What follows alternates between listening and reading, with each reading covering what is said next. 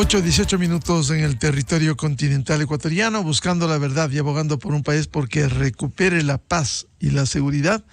Queremos dar la bienvenida a nuestras siguientes invitadas, la doctora Patricia Estupiñán, editora de la revista Vistazo, la doctora Saudia Leboyer, catedrática de la Universidad Andina Simón Bolívar, y la doctora Ariana Tanca, politóloga.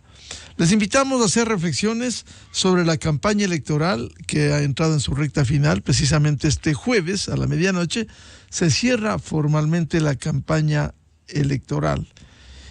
Pero el país, ¿qué espera? ¿Qué debe esperar de esta situación? Y de manera especial, un sector fundamental, un segmento de la población importante como son los jóvenes ecuatorianos. ¿Qué deben esperar de los candidatos? Doctora Patricia Estupiñán, muy buen día. Buenos días, Miguel. Gracias por la invitación. Un gusto compartir con Saudia y no veo a Ariana. Ya se suma. Bueno, un gusto. Ha sido una campaña, no sé si por lo corta, por las circunstancias, una campaña típica y una campaña yo le definiría como bien aburrida, en el sentido de que los candidatos se han ajustado como a un esquema de mercadeo orientado a dirigirse a X sectores de la población, pero a presentar un baratillo de ofertas, pero sin indicarnos exactamente el cómo. Y mientras tanto, el país está enfrentado a una violencia imparable y a hechos espantosos como sin precedentes, como el caso de que el asesinato de un político como fue Fernando Villavicencio y su investigación se complique porque se asesinaron a los primeros presos del caso. Es decir, que la persona que mató a Villavicencio no solo mató a Villavicencio o quienes le ordenaron la muerte, sino que también han matado a 6 personas más, a 7. Esa persona es responsable de 8 crímenes. Y sobre esto no hemos explorado más, y sobre la seguridad que nos asusta, tampoco los dos candidatos han desarrollado un programa concreto. Entonces, como que uno dice, bueno, como siempre voy a votar por el mal menor, en lugar de decir, este candidato es el que me da la confianza. Y terminamos, como decía un articulista, nos decidimos por Quaker o Hierba Luisa. Y con Quaker a lo mejor, si no funciona en año y medio, tenemos la posibilidad de cambiarlo, pero con Hierba Luisa, quién sabe para cuántos años, y si tendremos la posibilidad de cambiar. Porque además hay un hecho que es importante. Los candidatos de esa institución que lograron las alcaldías de Quito y Guayaquil han caído, más Pavel Muñoz que Aquiles Álvarez, pero han caído en los vicios que nos enseñaron en el pasado, en utilizar la institución para fines propios del partido y la promoción del partido, lo que primero es ilegal y segundo no es correcto, no éticamente no es válido. Entonces, si estos candidatos, Pavel, que se le considera una persona sensata, un intelectual, cae en esos vicios, ¿qué podemos esperar con ellos en el poder? Y además, teníamos el otro ejemplo tan malsano como el Consejo de Participación Ciudadana, donde Allen Berbera quiso borrar la poca institucionalidad que se había logrado, ya sea a través de la Corte Constitucional con sus defectos o con la Fiscalía.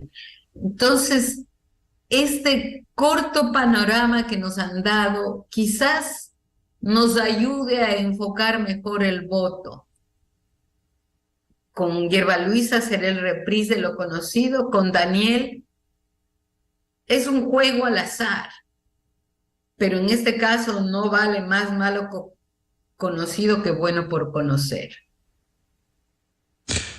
Bien, saludamos a la doctora Saudia Leboyer, catedrática de la Universidad Andina Simón Bolívar.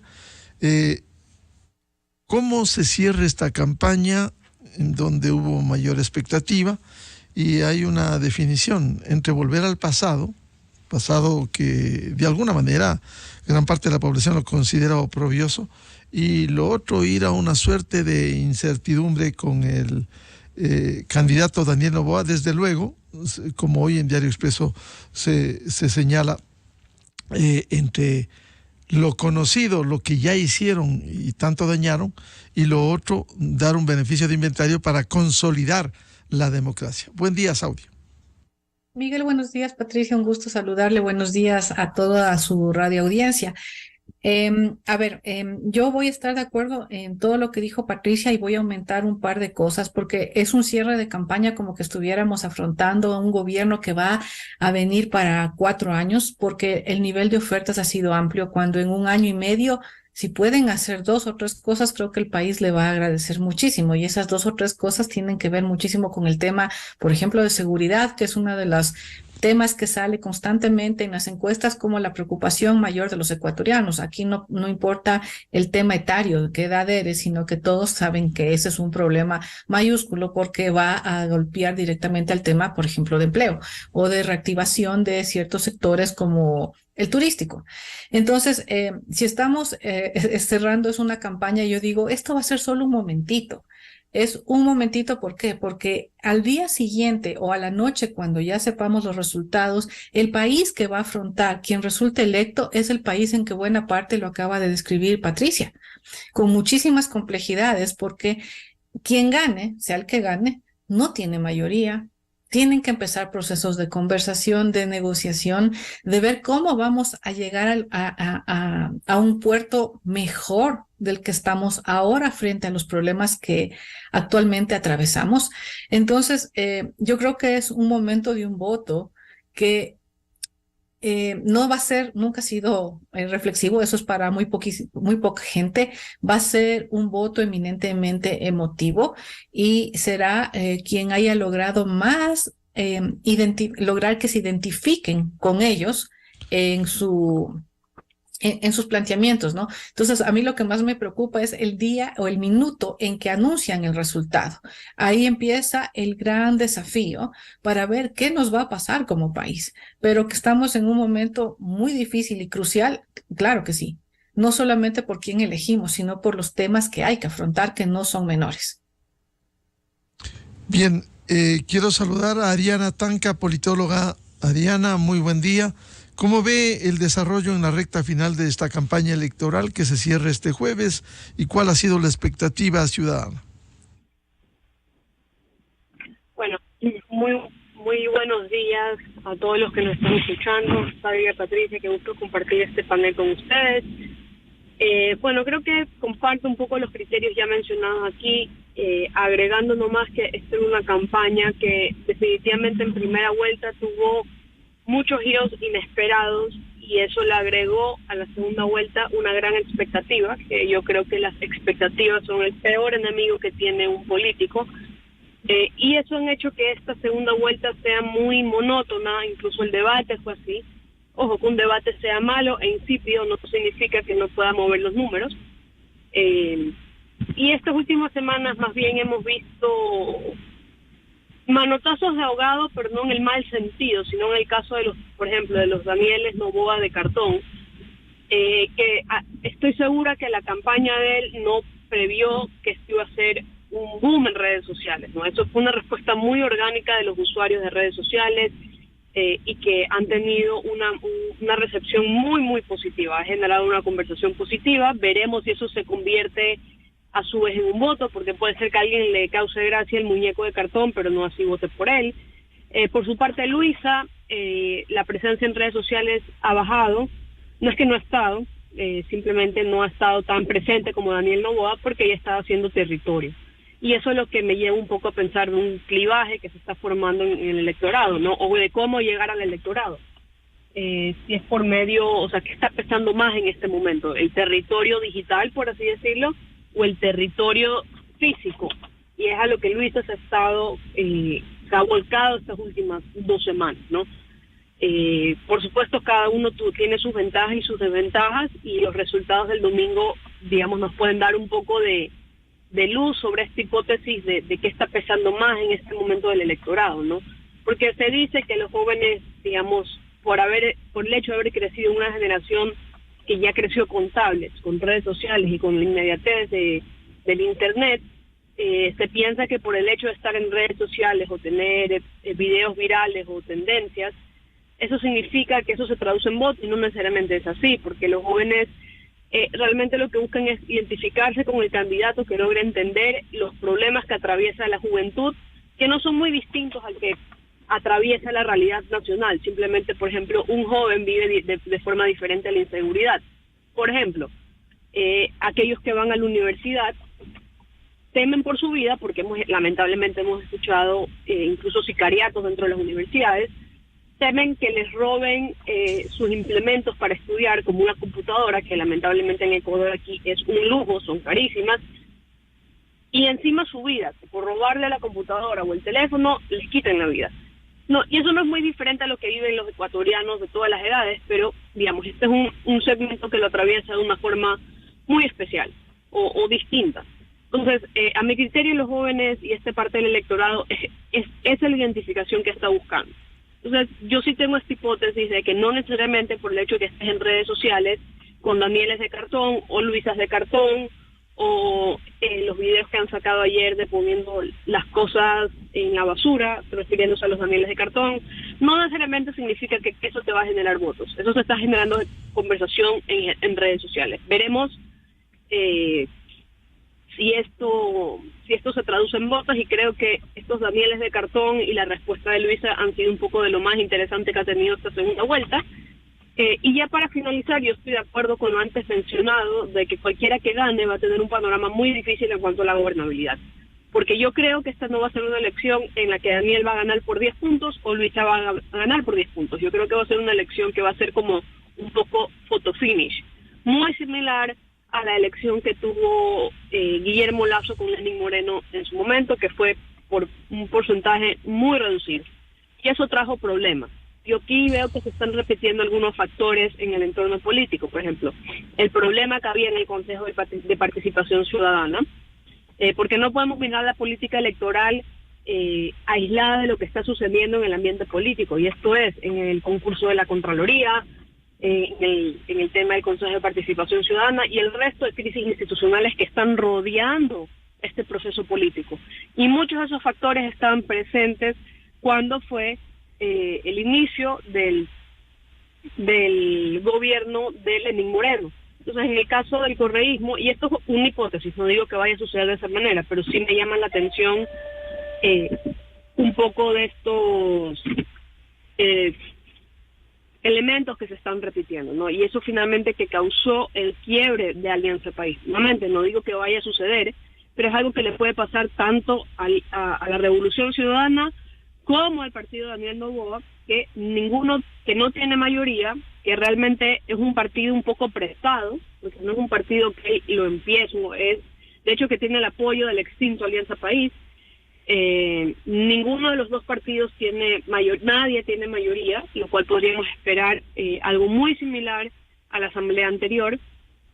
Como aquí lo han mencionado, es necesario los diálogos, veremos si los políticos están a la altura de eso, sobre todo cuando están en miras las elecciones de 2025, que ya el proceso empieza en febrero de 2024. Por tanto, ahí hay un incentivo para que el gobierno le vaya mal, para subir el perfil de otros actores políticos que quisieran estar en 2025. Entonces, quien quiera que gane, creo que la va a tener muy difícil por los factores institucionales, por los factores de nuestra cultura política y porque lamentablemente nuestra clase política es muy caníbal. No siempre está presente la visión del país que queremos, sino más bien preservar el metro cuadrado del poder. Vuelvo con la doctora Patricia Estupiñán. Uno entre los tantos problemas es el desempleo, quizás que se ha venido planteando en el país, y otro la expectativa de los jóvenes. ¿Qué estarán pensando los jóvenes respecto de esta final presidencial del domingo próximo, Patricia? Bueno, lastimosamente no hay encuestas detalladas por edades para saber exactamente qué están pensando los jóvenes, pero yo me imagino que, dado que tenemos por un lado, creo que es alrededor, la cifra no la recuerdo exactamente, de 500,000 jóvenes que ni estudian ni trabajan, ninis. ¿Qué pueden aspirar a un trabajo para no trabajar como sucede en México, que 1/5 de la población trabaja con los narcos? ¿Cómo pueden aspirar y quién de los dos les ofrece una posibilidad de aspirar a algo distinto, pero que sea de manera real? Porque la generación de empleo no es una cosa así como quien dice, bota frijolitos y crece el árbol gigante. Esto es un proceso que significa tener un Estado de Derecho para que haya inversión y que con la inversión se generen los empleos, algo que quiso hacer Guillermo Lasso, y esa era una de sus ofertas, pero todas sus leyes se estrellaron en lo que puede estrellarse Daniel Noboa en este corto plazo, en una asamblea inmovilista que es su único objetivo, al menos del partido mayoritario, que es Alianza País, es el regreso de Rafael Correa. Entonces le harán la vida imposible. Y por otro lado, si la ganadora es Luisa, me imagino que también va a tener una oposición que le impedirá algunas cosas, porque somos un país fragmentado y los grupos que llegan de todos modos tienen una agenda importante propia. Y más huérfano obviamente es Daniel, y Daniel pues no sé cómo puede articular,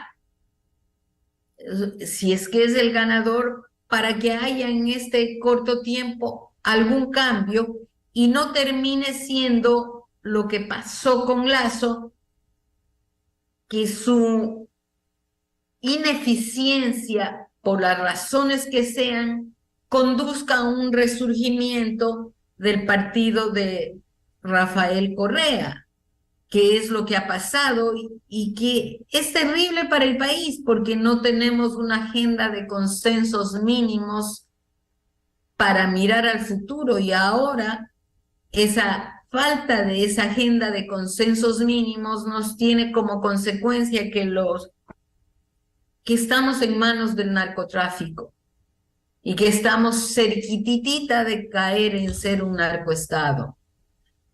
Y que ojalá pensemos también esos narcos a quién van a tener más fácil acceso, si es que no lo tienen ya, para evitar, para encontrar la manera de por lo menos, como al cáncer, darle una quimioterapia ahí a ver si se paraliza por un rato y darle después una radioterapia y todos los tratamientos, pero es un hecho que vamos a tener que vivir con estos narcos. ¿Y quién de los dos candidatos nos da las luces para ver cómo lo tratamos a este problema, que es el verdadero problema del país y del cual, a pesar de los crímenes, a pesar de la inseguridad, creo que no todos como sociedad estamos conscientes del peso que esto significa, de esa enfermedad, y qué es lo que aspiraríamos que se resuelva en el corto plazo. Al menos la manera de contenerlo. Y yo no sé cuál de los dos candidatos está mejor preparado para eso. Y yo creo que los dos deben necesitar del resto de la sociedad para realmente como sociedad asegurarnos que el país contenga este mal como lo ha hecho Colombia, porque hay otros países donde no se ha contenido, como es el caso de Jamaica, y donde tenemos un narcoestado. No queremos llegar a eso, no queremos llegar a ser todos empleados de los narcos. Y por eso la trascendencia de esta elección y la trascendencia de lo que sigue. O sea, ojalá que Alianza País dejaría de ser tan mezquina y no pensar solo que el país necesita del regreso de Correa, sino que el país lo que necesita es ser un país menos fragmentado para enfrentar al verdadero monstruo que es el narcotráfico.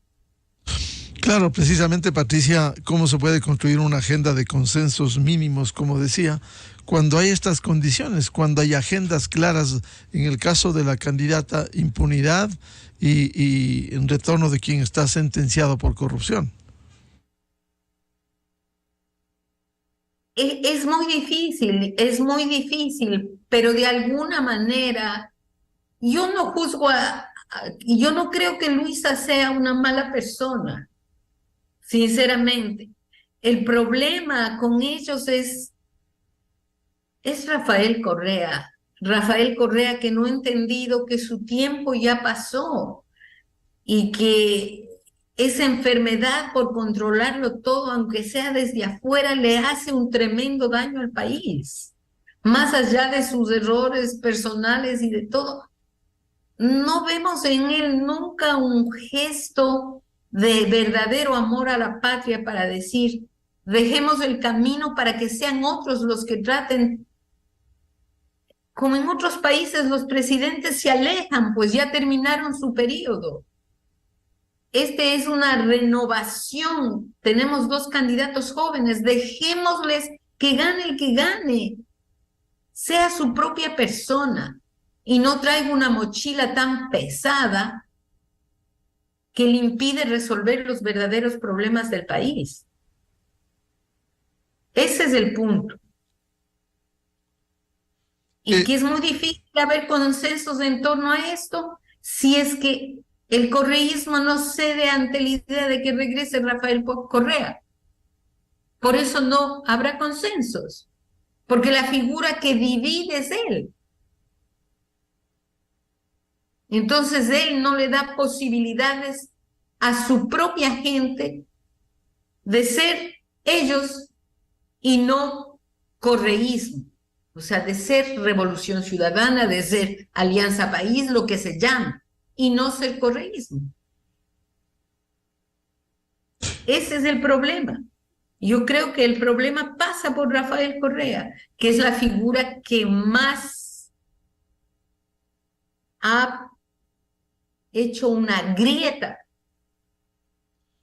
como es el caso de los argentinos. No queremos a futuro tener un Milei ni un loco, pero si seguimos en la grieta, a lo mejor terminamos en eso. Claro, efectivamente ha sido el gran polarizador y por eso hasta las familias están divididas luego de su administración. Doctora Saudia Leboyer, hay grandes desafíos en el Ecuador, como el desempleo, como generar fuentes de empleo. ¿Y qué cree que estarán pensando los jóvenes de esta definición presidencial? Ellos deben estar pensando quién les puede resolver mejor o quién les llene esta expectativa de poder conseguir trabajo. Porque ese es el segundo tema que se nota en las encuestas cuando les preguntan a las personas que participan es cuáles son los temas. Primero está el de seguridad y luego está el tema de empleo. Pero todos estos procesos o todos estos temas vienen enlazados entre sí. Cada uno depende del otro para poder dar una alternativa. Entonces, el riesgo de participación en una economía criminal va en ascenso. Entonces, hay que prender las luces o trabajar, como decíamos hace un momento, en 2 o 3 temas, porque tampoco tienen para más. Y yo creo que ahí uno de los temas es dar ciertas bases o ciertas soluciones o una atención más lógica a lo que es el tema de seguridad, que obviamente requiere la participación de todo el país, de todos los gobiernos a todo nivel y de los ciudadanos, por supuesto. Y en función de eso, poder ir estructurando algo de trabajo que en 1 año y medio es bastante complicado. Porque si es que requiere leyes, que eso tampoco lo sabemos bien, ¿cómo las va a tramitar en el Congreso? Si es que gana el candidato Noboa, ¿Cómo van a hacer para contrarrestar el contrapeso tan fuerte que puede generar la Revolución Ciudadana, justamente por el tema que hablaba Patricia, que es el interés constante de tener una impunidad a su líder? Y que yo siempre me he preguntado cómo políticos jóvenes todavía que están dentro de esa agrupación arriesgan todo su capital político por una persona. Más allá de que estén convencidos, pero ahí no hay proyecto político. Eso es lo curioso, no han desarrollado un proyecto político más que el de salvemos al líder. Entonces, yo creo que para el tema de trabajo, volviendo al tema de trabajo, sí se la va a tener cuesta arriba. Si no se logra controlar el tema de la seguridad, lo que va a pasar es que va a haber más precarización. He estado yo recorriendo algunas ciudades, hablando con gente en ciudades como Quevedo, donde la gente está aterrorizada porque la ciudad está dividida en dos grupos y los ciudadanos están en la mitad atrapados y dicen, ¿cómo trabajamos? Hay lugares que están cerrando, locales que cierran porque simplemente no pueden pagar las vacunas en varias ciudades del país. Si bien está concentrado el problema básicamente o principalmente, en realidad principalmente en 7 provincias, eso no significa que no esté golpeado el resto del país. Entonces, con una expectativa tan complicada en seguridad, es bien difícil que en año y medio se pueda decir vamos a generar tantos cientos de empleos. Entonces yo creo que hay que, por eso, trabajar en 2 o 3 temas y con eso arrancaría de alguna manera el país. Doctora Ariana Tanca, entre estos grandes desafíos que han planteado Patricia Estupiñán y Saudia Leboyer, uno de ellos es la expectativa por el empleo, pero también los jóvenes. ¿Qué estarán pensando los jóvenes para definir con su voto la elección este domingo? Yo creo que esa es una gran pregunta. Que me gustaría tener una respuesta cuantitativa y cualitativa, pero por el comportamiento electoral de las últimas 2 elecciones, los jóvenes están más alineados, y nuevamente esto es hipótesis porque no tengo cómo corroborarlo con cifras cuantitativas o cualitativas, pero por el comportamiento electoral de las 2 últimas elecciones podríamos decir que el electorado se mueve por causas. Se mueve por causas que se sienten cercanas a ellos.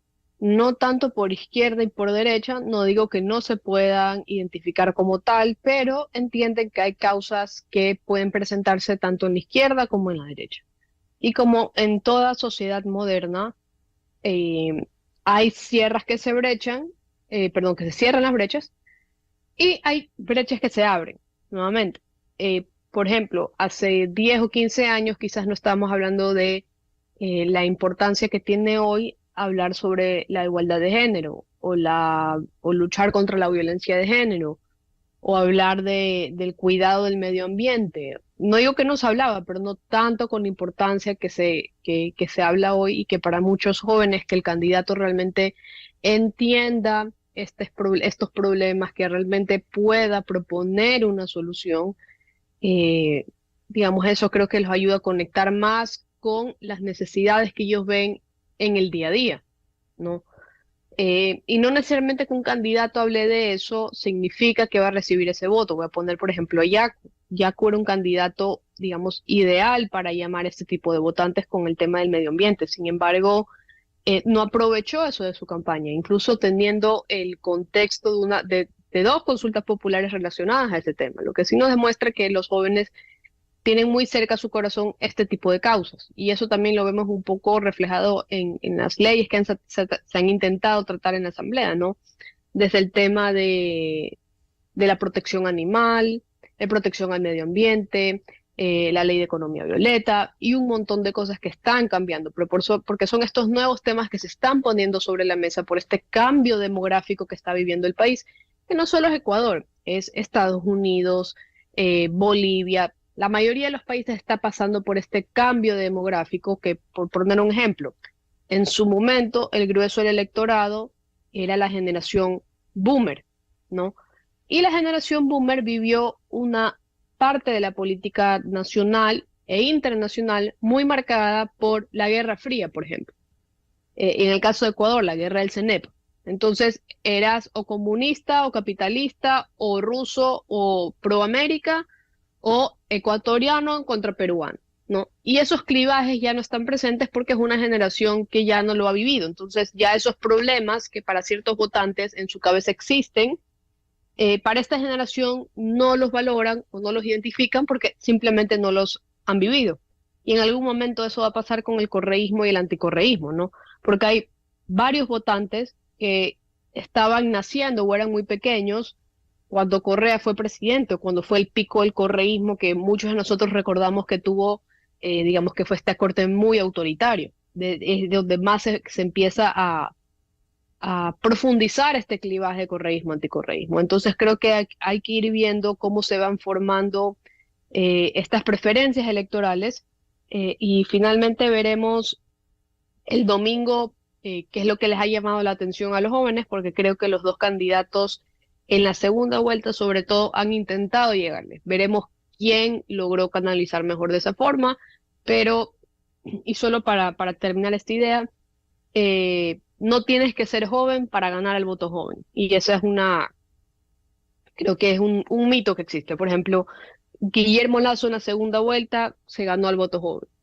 Biden en Estados Unidos se ganó al voto joven. Entonces, la edad no tiene nada que ver. Es simplemente que tan bien o mal tú logras conectar con este nuevo grueso electorado que nace en otra generación, que está marcada por otros problemas políticos y que tiene otras características, por ejemplo, que nacen, crecen, se reproducen y mueren con las redes sociales, ¿no? Muchos de ellos no han experimentado su vida sin tener una red social en la cual compartir su vida. Entonces, eso creo que es la clave.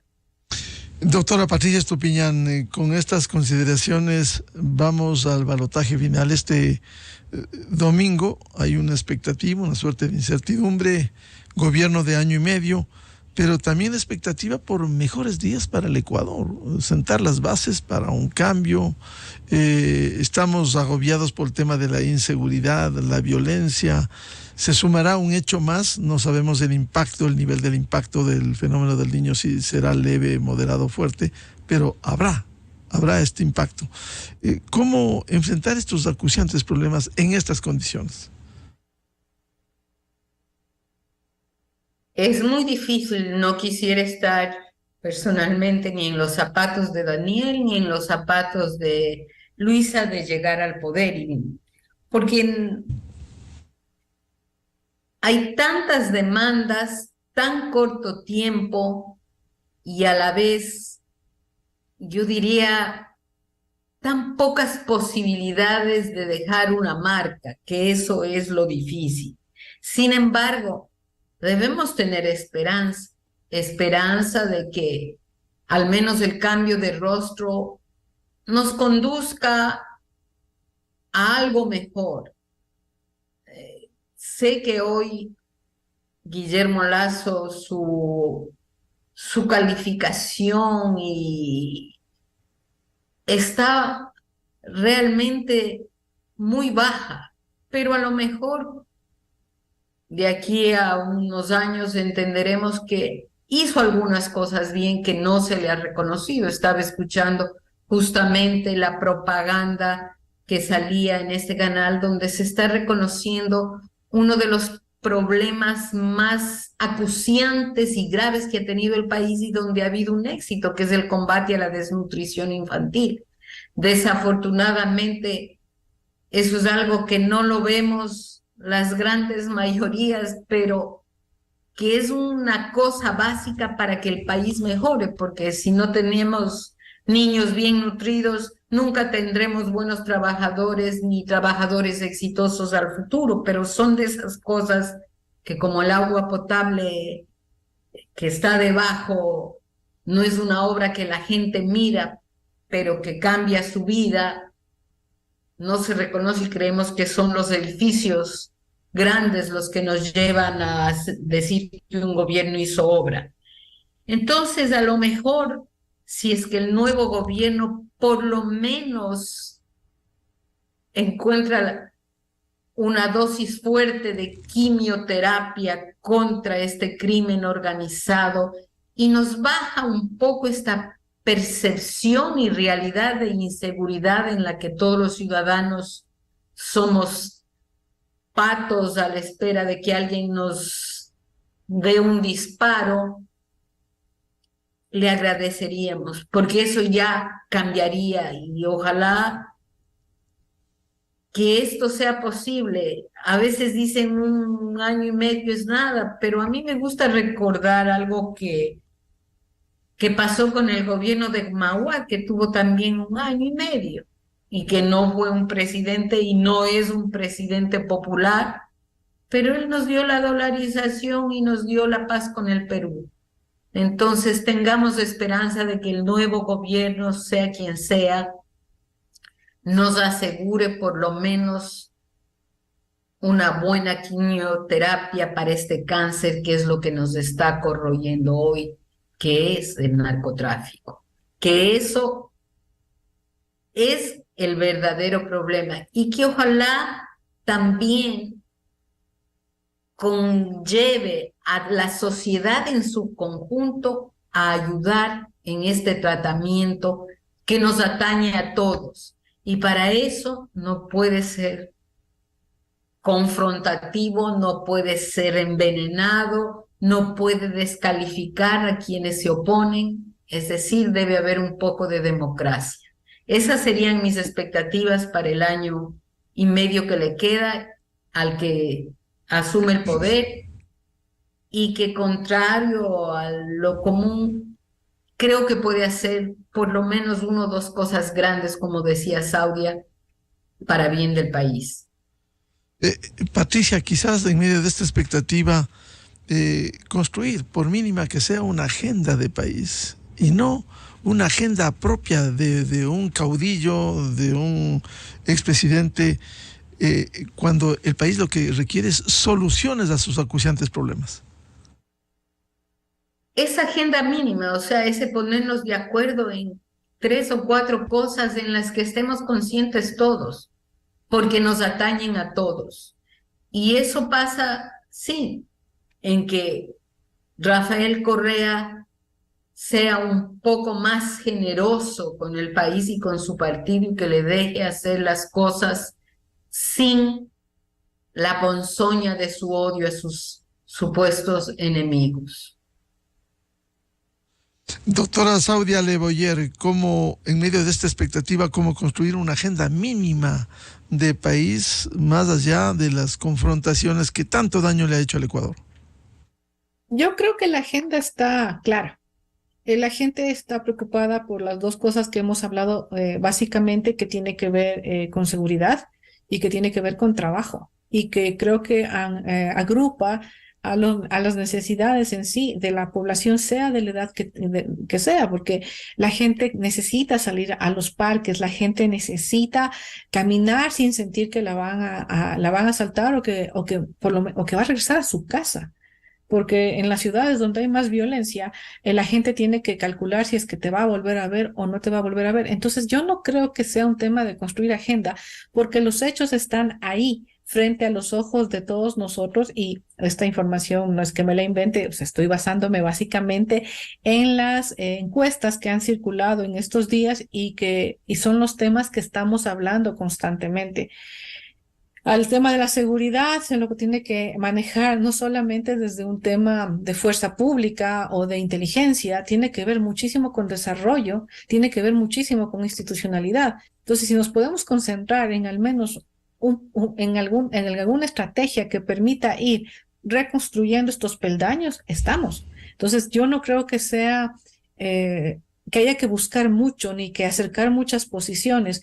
Quienes se metieron a esta contienda electoral desde la primera vuelta, ya sabíamos en el país que estábamos viviendo, que obviamente saltó mucho más con fuerza el momento que se produce el asesinato de Fernando Villavicencio, pero que levante la mano quien no sabía que había problemas con el crimen organizado en el país. Yo creo que tendrían que haber estado viviendo completamente mirando hacia otro lado, para no decir que esto no era lo evidente y lo que se venía, porque las alarmas vienen sonando desde hace muchos años. Saudia, de cualquier manera se necesita voluntad política para viabilizar esto. Así es, en esta voluntad política, pero es que ahí está también la gente que tiene que empezar a pedir cuentas a sus propios políticos. O sea, a ver, la gente que va para la asamblea, ahora a la nueva asamblea, ¿acaso no saben que estos son los problemas? ¿O que vamos a tratar de inventarnos el agua tibia, de buscar, a ver, bueno, ¿en qué nos ponemos de acuerdo? Veamos. O sea, el problema matriz del país, que si no se le empieza a poner un pare ya, es el tema de la seguridad.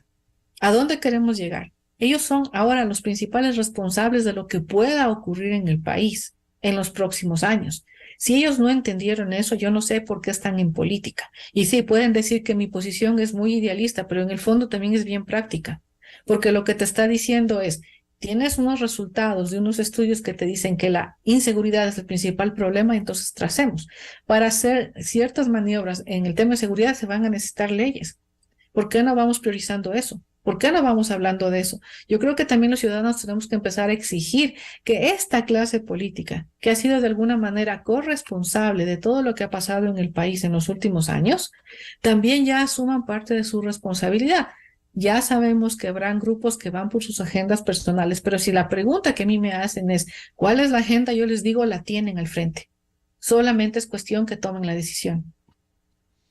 Ariana Tanca, la expectativa frente a la necesidad de crear una agenda mínima de país y la necesidad de expresar voluntad política, porque si no hay eso, si hay juego de intereses para tomarse el poder, va a ser muy difícil retomar la senda del desarrollo. Bueno, creo que eso es lo que hemos estado esperando desde hace muchísimo tiempo, ¿no? Desde el inicio del gobierno de Guillermo Lasso, de eso se trataba el gobierno del encuentro, sin embargo, nunca se pudo concretar absolutamente nada. Existieron iniciativas en la Asamblea, existieron iniciativas desde el Ministerio de Gobierno, pero no se logró absolutamente nada. Es decir, nunca hubo voluntad política. Y si me lo preguntan a mí, no creo que eso haya cambiado mucho. Como le digo, creo que las elecciones de 2025, que el proceso electoral ya empieza en 2024, es un incentivo un poco perverso para el resto de actores políticos que también quieren ser parte de la elección y que quizás por cuestiones de popularidad política no les va a interesar unirse con los patitos feos, por así decirlo, sea el gobierno o sea la oposición. Entonces creo que en este escenario yo lo veo un poco difícil. Es lo que se tiene que hacer, es el deber ser de cualquier democracia. Chile, cuando salió de una dictadura sangrienta, la única manera en que logró reconstruir el país fue a través de una concertación de izquierda y de derecha. Fue un gabinete compartido, conformado con varios partidos políticos de izquierda y de derecha. Y eso es más o menos lo que quizás necesita el Ecuador para construir o sentar las bases de la prosperidad, porque quizás nos hemos acostumbrado a que una sola fuerza política tiene el monopolio de ejecutar o del juego político en el país. Y en los últimos años nos ha demostrado, o es un panorama político completamente distinto, donde ninguna fuerza política tiene ni mayoría en la Asamblea, ni en el resto de espacios de poder del Estado. Y es esa pugna de poderes constante lo que impide que se pongan de acuerdo, porque en todo espacio están viendo fantasmas y están viendo enemigos. Entonces, mientras que eso siga sucediendo y esa sea la cultura para hacer política en el país, las cosas nada van a cambiar.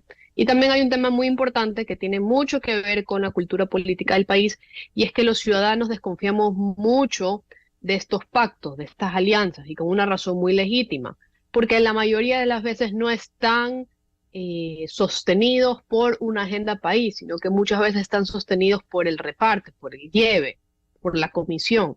Entonces, naturalmente, los políticos saben que hacer alianzas públicas les trae costos políticos muy altos. Miremos cómo funcionó la asamblea pasada. Todos sabíamos dónde estaban hechas las alianzas, pero ninguna estaba públicamente. Eso es un tema que en Ecuador existen mucho, las alianzas fantasmas, que no nos damos la mano en público, pero nos ayudamos como sea en las votaciones. Y eso es un gran problema, porque al final los ciudadanos no sabemos qué se ha transado ahí.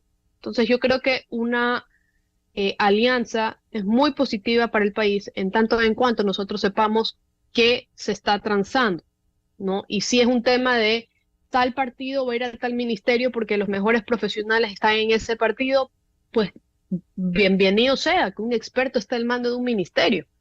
Obviamente que si lo hace mal, que si hay lleve, que si hay corrupción, que se lo castigue como cualquier funcionario público. Entonces yo creo que también tenemos que trabajar un poco ese tema desde la ciudadanía, que lo vemos con malos ojos, nuevamente, con razones muy legítimas. Pero en democracia es la única manera. El diálogo, la cooperación entre fuerzas políticas, porque si no, lo contrario, ¿qué es? La imposición. Y eso va más pegado a un autoritarismo que a una democracia, y hacia ahí no queremos caminar. Entonces, por eso es muy importante que las nuevas autoridades políticas en todos los niveles del Estado tengan esa voluntad, porque más que todo aquí nos podemos sentar a escribir propuestas, cartas, etcétera, pero si no existe voluntad política para ejecutarlas, ahí nos quedamos con eso escrito y absolutamente nada va a cambiar. Por eso será importante con voluntad política lograr una alianza por el Ecuador, pensando en la gente más que pensando en los intereses políticos y haciendo los cálculos del manejo del poder. Por ello, quiero agradecer la participación a la doctora Patricia Estupiñán, editora de la revista Vistazo, la doctora Saudia Leboyer, catedrática de la Universidad Andina Simón Bolívar, y la politóloga doctora Ariana Tanca. Muchas gracias, ha sido un gusto dialogar con ustedes. Muchísimas gracias por la invitación. Gracias, buenos días. Con esto cerramos la jornada de entrevistas y debates, la opinión diversa y libre en la revista de Opinión Democracia, a través de ExaFM, Democracia M y Democracia TV. Les recomendamos, ya viene en ExaFM el show de la papaya. Y a los miles de seguidores de la revista de Opinión Democracia, muchas gracias, muy buen día, feliz miércoles a todos. La revista de Opinión Democracia, buscando la verdad en todas partes. ¿Con qué frecuencia te contactan tus clientes? ¿Con qué frecuencia consigues nuevos clientes? ¿Con qué frecuencia tu mensaje llega a tu audiencia objetivo? ¿Con qué frecuencia ves crecer tus ventas? ¿Con qué frecuencia impactas a tu audiencia con tu publicidad? En esta frecuencia te ayudamos